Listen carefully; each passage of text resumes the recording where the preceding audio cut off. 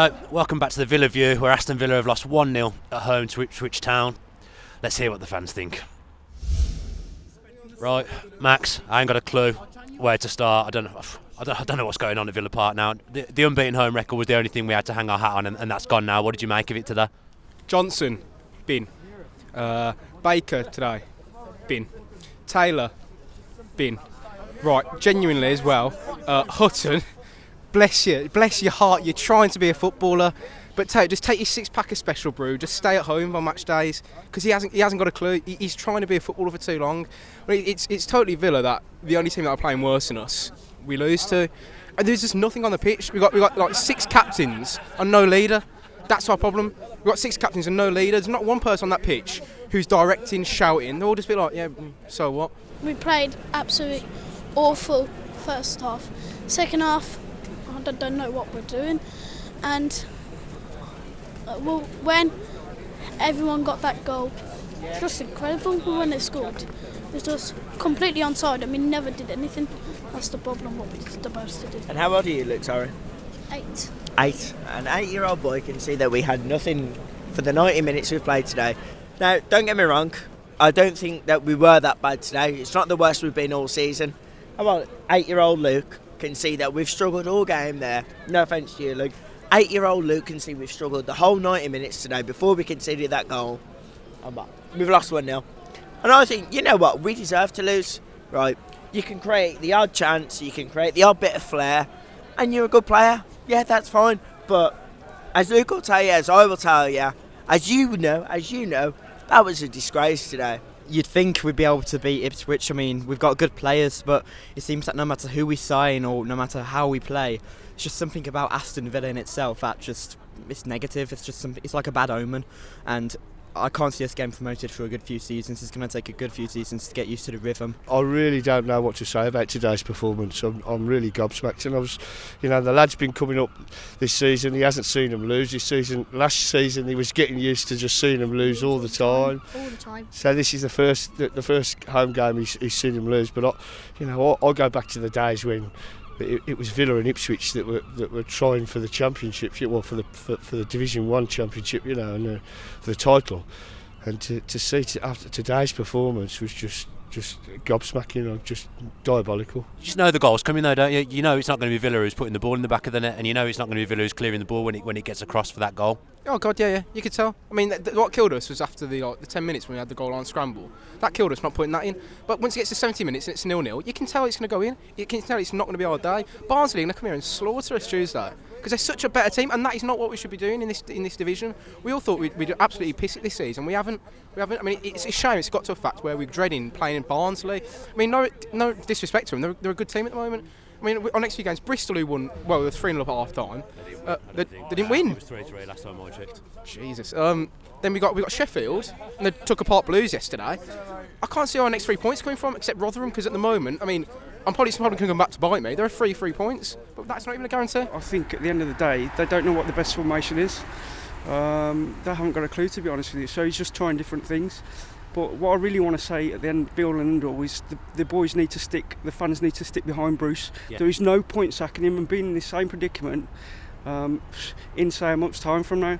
Because we've got into this habit where we're sacking people too fast, too quickly, and then we're wondering why we're in the same position.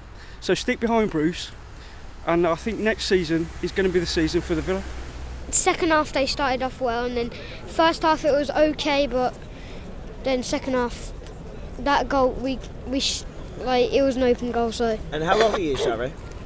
8. What's your name, sorry? Ivan. 8-year-old Ivan can see that we're struggling in the final third, in the last 20 minutes or so of the game, right? I'm not blaming Bruce, I'm not blaming anyone, but no offence to the young lads here, right? If they can see we're struggling in that final third on the pitch, bring someone on. We've got the subs, I'm not saying the players on the bench are the best, but if we've got the quality to change someone around, why don't we? What do you make of the tactics today? Because it was clear that 5 at the back, and it was a 5 at the back because the fullbacks weren't getting forward or capable of getting forward. Why is he playing that formation that way? I think, to be honest, by the looks of it, he just wanted to try and get all the new signings onto the pitch at the same time, give them all a familiar taste of football, just improve their first touch. But I think you need to get familiar with your your strongest 11, because at the moment it looks like Steve Bruce is going to be rotating the squads to kind of see what he likes, and he needs to do that ASAP, because 5 at the back obviously clearly isn't working. I mean, we're up to crap today, and Scott Hogan and Codger, they're too fast and good strikers, but they've got no service in the midfield. We need more wide. We need wide attackers, and the full-backs aren't doing that, so 5 at the back isn't working at all. Steve Bruce needs to sort out his strongest 11 as soon as he can.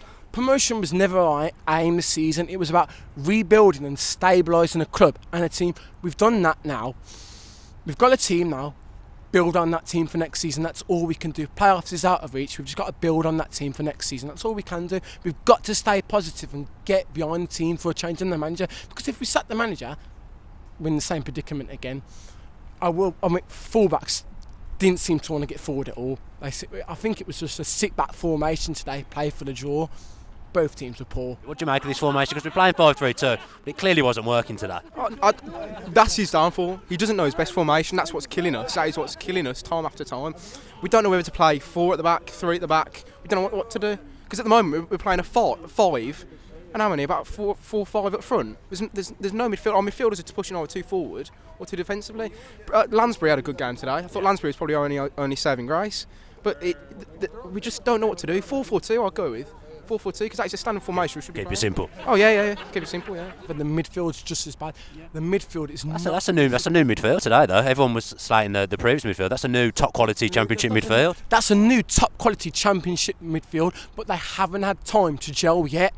If we go back previously to the Brentford game, we started every single new midfield in that lineup against Brentford. We were playing Houlihan on the right hand side when he was we were playing Houlihan on the right hand side when he's left footed. We started every new midfielder, diabolical lineup against Brentford. We need time to gel. We need this midfield to gel and get a couple of games together before we can pull a run together. And if we're not careful, I mean, I know a lot of people are getting onto Bruce's back now, and I want to give him a chance. I thought he's had time to work with them on the training field. I thought today we might have seen something that I'm optimistic about. But if he doesn't do something soon, they're going to start getting on his back. The fans, you know what Villa fans are like. Straight away, they're on your back if you don't start performing. And if he doesn't start performing, it's a shame. I'd like to give him a bit more of a chance, but he's running out of time. I'm sick of being the Aston Villa who sack managers after manager after manager, and I think we need to just stick with him, because look at the history he has with game clubs promoted. And like I said earlier, no matter who we have, it's something about Villa. I think Bruce has got it wrong today. He hasn't made the right subs, but at the end of the day, teams, no offence to Ipswich, they've come here with a plan. Mick McCarthy football. I've watched him since I've known football myself, and Mick McCarthy comes with the game plan, and he knows what he's doing. And with McCarthy today, he's come here and they've got the goal. And you know what? Fair play to them. They've won. Nothing we can do about that. But if we're going to play against teams like McCarthy, right, with no disrespect to Ipswich and the fans or the players or anything, we need to be fighting against them sort of players. It's the little nudges here and there, make them know we're there. But we're not doing that against the teams in the Championship. And you know what? We ain't going... I'm not saying I wasn't positive at the start. We don't deserve to go up this year, whether you like it or not, whether we win one game 3-0 or whatever. We're not good enough to go up this year. Are we going to go down? No. I don't think we're going to go down. I think mediocre football, mediocre position.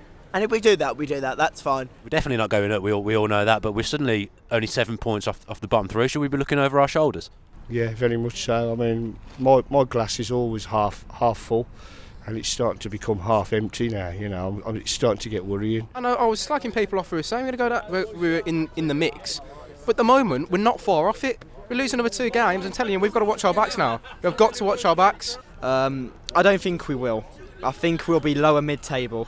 I think we'll kind of get some solid ground there. I'd like to think that. But hopefully we can just pick up the 3 points on Tuesday. We just basically all we have to do now is just get as many points as we can, rebuild for next season and try again. That's all we can really do, I'm afraid. I said it last year when we come down. We're going to be down here for a couple of years. And you know what? That's fine by me. Because I ain't going to change. These lot, a lot of people, they ain't going to change. Are you lot going to be here next season? Yeah. Are you going to be here next season? You're going to be here next season? Of course, yeah. Don't worry about the football we play. It's who you support that you follow more than anything. And that's all I've got to say about things. We didn't get as many as usual to talk to tonight because I think, to be honest, people have had enough, and to be honest, it's fair enough.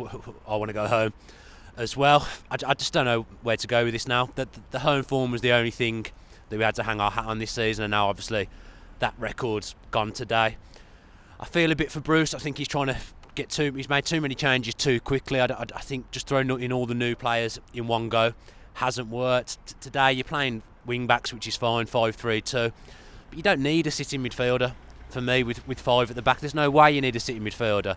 And Hutton and Taylor, they might be full backs, but then they're not wing backs. You've got Amavi and Bakuna sat on the bench who are much more suited to that system. You've got a striker in Scott Hogan. You spent £15 million on him. The guy's had 0 service all day. The gap between the midfielders and the attackers is too big. But this is a new team, so it's hard to understand how we're still having the same old problems. And I don't think we'll go down, but I am worried that we could suddenly get sucked into a dogfight because we're definitely not going up. And to be honest, if I was offered 12th, 13th, a boring mid-table finish at the moment, I think I'd take it and rebuild for next season. Although things on the pitch aren't great at the moment, part 3 of our John Gregory Villa View Meet series is out tomorrow, and obviously you'll have seen that we sat down with Ian Taylor and done the same series with him, so that's also coming soon. If you could subscribe to us, please do. I don't think we're going to get too many likes, so I'm not going to set a like target. Comment below with what you thought of the games. Did you agree with what the fans said? Did you disagree with them? Are you Bruce in? Are you Bruce out? We're very much Bruce in here at the Villa View. Cheers for watching. If you enjoyed that video, why not watch another? Click the video choices on screen now to go and watch them in full. Be sure to subscribe to the channel by clicking our logo there on the left. Easy peasy.